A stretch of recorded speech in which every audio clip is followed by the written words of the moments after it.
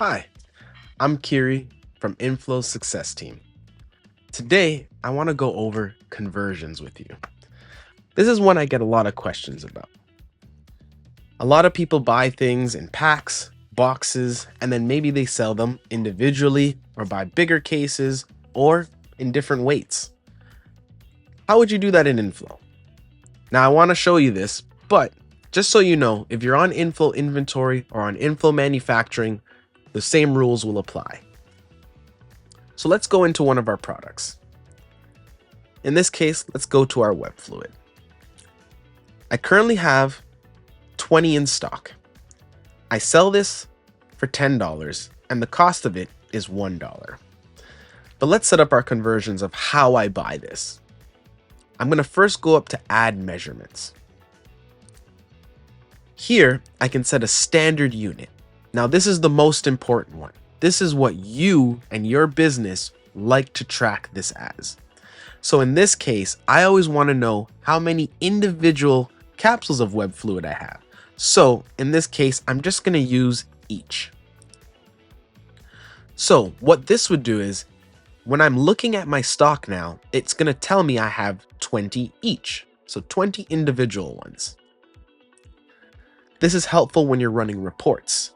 So when you look at a report, that's how it's going to always bring it back to you. When I purchase this though, I like to purchase it by a case. So one case will equal to 20 each. So I get 20 individual web fluid capsules in one case. The important thing to know here is that my cost is set to $1. That's not the price of the case, that is still the price of what one individual capsule costs me. Inflow will do the math for me for when I put a case on a purchase order, and it will times it by however many each as the cost, and I'll get to that in a second. Next, I want to set up my selling. So when I go to sell these, I sell these by a pack. In this case, one of my packs is actually going to pull 10 each. So it's kind of like my case get broken down into individual packs after that, you know? So the opposite works on the selling side. One of my cases actually cost me $10. So I want to set my price to the price of a case, not each. And I'll show you how this works in action in just a sec.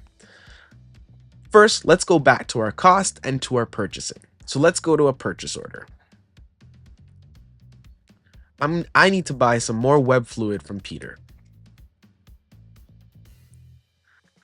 In this case, we can already see when I buy one case, it's going to cost me $20 because one case actually has 20 each in there. I've set my cost to $1. So 1 times 20 gives me $20. In this case, I'm going to buy 2 cases, costing me $40, and I'm going to save that. You also saw when I click this, I can actually go in between the two if I want. So if I did want to go each, I could still put each individual amount on there and it will still follow the same rules. Try not to use the 2 packs because that's actually taking from my selling, but because you've put the data in there, you could use that in a unique way.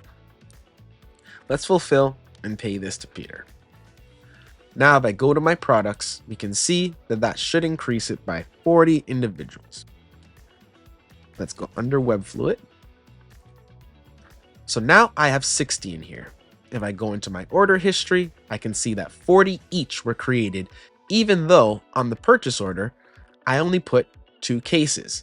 So you can see how that really makes things simple, especially if I need to send this to a vendor who may be only caring about the cases. In this case, Peter. My movement history will also show the increase of 40. Now, let's do some selling. Let's go to a sales order, and I'm going to sell this to Simona. I'm going to sell her some wet fluid. Let's set it to the location that I need it to. Now, we can see that it's already showing packs, and you can see that it's already set it to that $10 amount of my normal price. So This way, Inflow is already doing the math and everything for me. So let's say I want to sell 2 packs. You can already see that based off of the 2 packs, it's doing $20 because it's going to take 20 of them.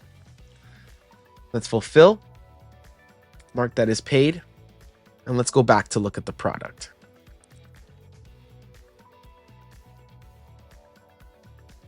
Now we can see that it deducted 20 more. And this way, it also went out at the right price, knowing that each of those packs is $10. And that's how conversions work. Thanks for watching.